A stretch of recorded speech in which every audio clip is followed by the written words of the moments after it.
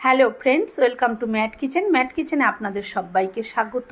পুরনো বন্ধুদের পাশে থাকার জন্য ধন্যবাদ এবং নতুন বন্ধুদের স্বাগত জানিয়ে শুরু করছি আজকের রেসিপি। প্রথমে এখানে একটা পাত্রে বেশ কিছুটা জল নিয়ে নিয়েছি, তারপরে 1 চামচ নুন দিয়ে ভালো করে গুলে নিলাম। এবারে এদিকে আমি আমটাকে খুব ভালো করে এইভাবে ছাড়িয়ে নিচ্ছি। আমগুলোকে আমি প্রথমে গোটা গোটা ধুয়ে জলটা ঝরিয়ে নিয়েছি। সবজি প্রথমে ধুয়ে জল ঝরিয়ে নিয়ে তারপরে কাটলে কিন্তু অল্প জলে ধুলেই হয়ে যায়। যাই হোক, প্রথমে সবজি ধুয়ে কাটাই ভীষণ ভালো। সবসময় আমারও হয়ে ওঠে না, আমিও নর্মালি কাটি তারপরেও ধুই। হ্যাঁ, যাই হোক, এবার আমটা কিন্তু আমার খুব ভালো করে এইভাবে দেখুন খোসাটা ছাড়িয়ে নিয়েছি। এবারে আমটাকে আমি কিভাবে কাটবো সেটাই হচ্ছে ব্যাপার। আমটা আর এই আমগুলো কিন্তু আমি আঠিয়ালা আম নিয়েছি। আঠি ছাড়া কুশি আমও নিতে পারেন, সেক্ষেত্রে কিন্তু এইভাবে কাটার সময় কুশিটা কেটে যেতে পারে, সেই জন্য আঠিয়ালা আম হলে কিন্তু বেশি ভালো হবে। এবারে দেখুন এই যে এইভাবে আমি জিরি জিরি করে ঠিক আলু ভাজার জন্য আমরা যেরকমভাবে টুকরো টুকরো করি ঠিক সেইভাবে এরকমভাবে আমি দাগ দিয়ে নিচ্ছি। এরকমভাবে করলে কিন্তু খুব সুবিধা হবে।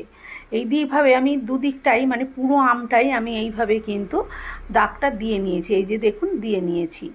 এবারে এইটাকে ধরেই আমি এইভাবে যেরকমভাবে আমরা আলু ফালু কাটি সেরকমভাবে এই যে ঝিরিঝিরি করে এই যে এইভাবে কেটে নিলেই কিন্তু সব এই যে ঝিরিঝিরি টুকরোগুলো বেরিয়ে যাচ্ছে। খুব সহজেই কিন্তু আমরা এইভাবে কেটে নিতে পারি। হাতে ধরছে না, আমার নিচে পড়ে যাচ্ছে। এই যে দেখুন একদম সরু সরু, যদি আরও সরু কাটতে পারেন তাহলে আরও সরুই কাটবেন, তাতেও কোনো সমস্যা নেই। এইভাবে কেটে কেটে সব আমি এই যে নুন জলের মধ্যে দিয়ে দেব। আর এই নুন জলের মধ্যে দিয়ে দেওয়ার কারণে আমের যে একটা কষ হয় সেই কষটা কিন্তু সম্পূর্ণভাবে খুব সুন্দরভাবে বেরিয়ে যাবে। এইবারেতে জল পাল্টে পাল্টে আমি 2-3 বার করে আমগুলোকে ধুয়ে নেব। নুন জলটা ফেলে দিয়ে পরিষ্কার করে জল দিয়ে আমি আবার ভালো করে ধুয়ে নিয়েছি। তারপরে ধুয়ে ধুয়ে এবার এই পাত্রটার মধ্যে আমি একটা তুলে নিচ্ছি। জলটাকে এইভাবে একটু ধরে ধরে চিপে ঝরিয়ে তুলে নিতে হবে। এইবারেতে এই পাত্রটার মধ্যে আমি আমার যতটা আম, এখানে আমি 4টে বড় বড় আম নিয়েছি, সেই মাপে আমি এখানে এই বাটিটা করে প্রায় গলা বাটি চিনি দিয়ে দিলাম। যেহেতু এই চিনিটা অনেক মোটা দানা সেহেতু আমি গলা বাটি দিয়েছি। যদি মিহি দানা চিনি হয় সেক্ষেত্রে 1 বাটি ব্যবহার করবেন। আর মিষ্টিটা অবশ্যই নিজেরা ব্যবহার করবেন, কারণ এইসব খাবার দাবার আমরা যা তৈরি করি এগুলো তো আমাদেরই খেতে হয়, তাই যে যেরকম মিষ্টি পছন্দ করবেন সেই অনুপাতে কিন্তু চিনিটা ব্যবহার করবেন। এইভাবে আমি 20-25 মিনিট ঢাকা দিয়ে রেখে দিয়েছিলাম। 25 মিনিট মতন পরে আমি ফিরে এসেছি। দেখুন আমটা কতটা নরম হয়ে গেছে আর চিনিগুলো পুরো গলে গেছে, জল হয়ে গেছে। অপরদিকে আমি একটা এরকম ফ্রাই প্যান বসিয়ে দিয়ে তার মধ্যে এখানে দিয়ে দিচ্ছি 3টে শুকনো লঙ্কা। ঝালটাও কিন্তু নিজেরা নিজেদের পছন্দ অনুযায়ী ব্যবহার করবেন, যে যেরকম ঝাল পছন্দ করবেন।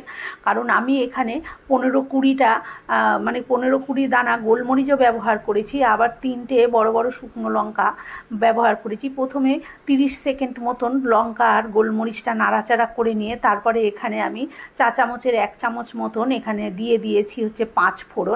দিয়ে মশলাটা খুব ভালোভাবে আমি এইভাবে শুকনো খোলায় ভেজে নিয়েছি। তারপরে নামিয়ে নিয়েছি।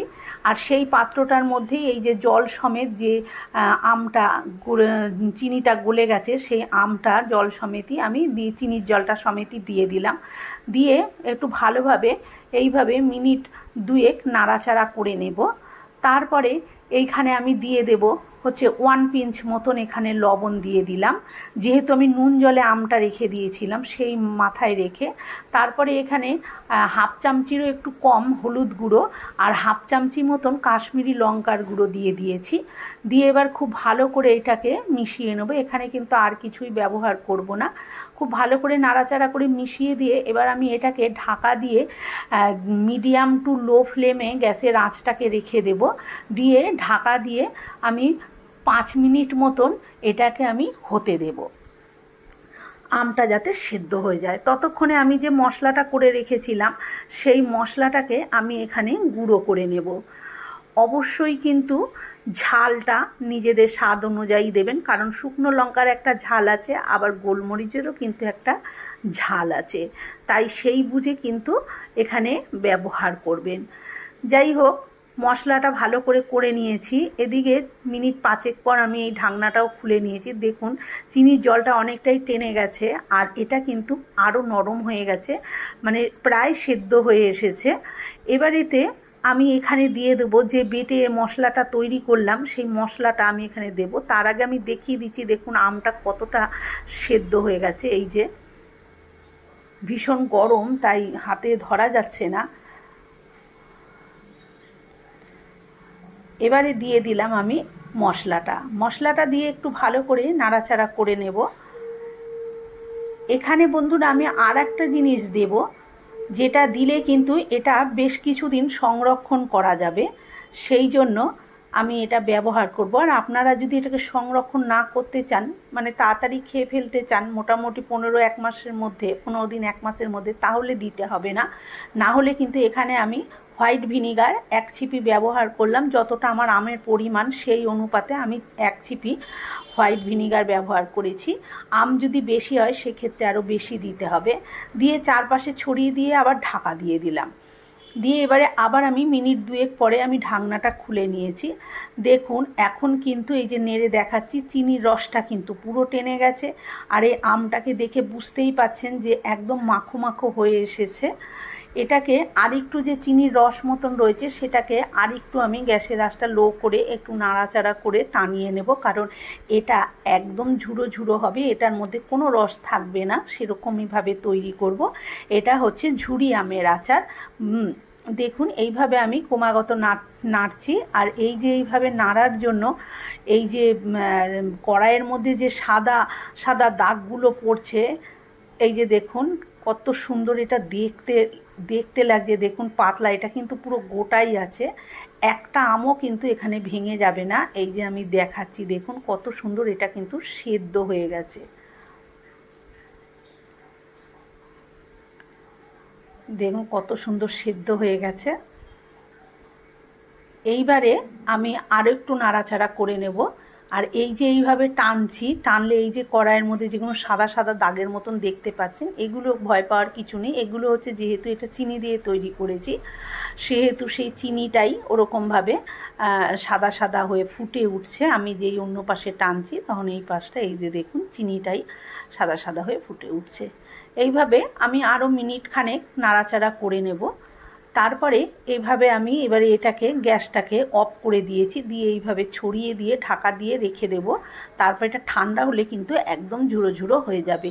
এটাকে আমি ঠান্ডা করে নিয়ে তারপরে ফিরে আসছি। বন্ধুরা, আমার আজকের এই ঝুড়ো আমের আচার রেসিপিটি কেমন লাগলো কমেন্ট করে অবশ্যই জানাবেন। ভালো লাগলে একটা লাইক দেবেন।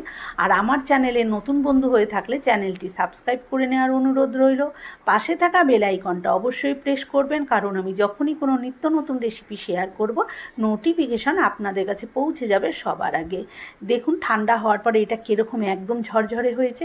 এবার এটাকে এয়ারটাইট কন্টেনারে ভরে আপনারা ফ্রিজে রেখে দিতে পারেন, বা বয়ামে ভরেও আপনারা স্টোর করতে পারেন। অনায়াসে কিন্তু ফ্রিজে যদি রেখে দেন বয়ামে ভরে, তাহলে 1 বছর অনায়াসে থাকবে। আর এই ঝুড়ো আমের আচার কিন্তু খেতে ভালো লাগে, আমার তো ভীষণ ভালো লাগে। আমাকে একজন খাইয়েছিল, সেই জন্যই আমি এটাকে আজকে তৈরি করলাম আর শেয়ার করলাম। আজকের মতন এই পর্যন্ত, আবার হাজির হব অন্য কোনো রেসিপির সাথে। ভালো থাকবেন, সুস্থ থাকবেন, ধন্যবাদ।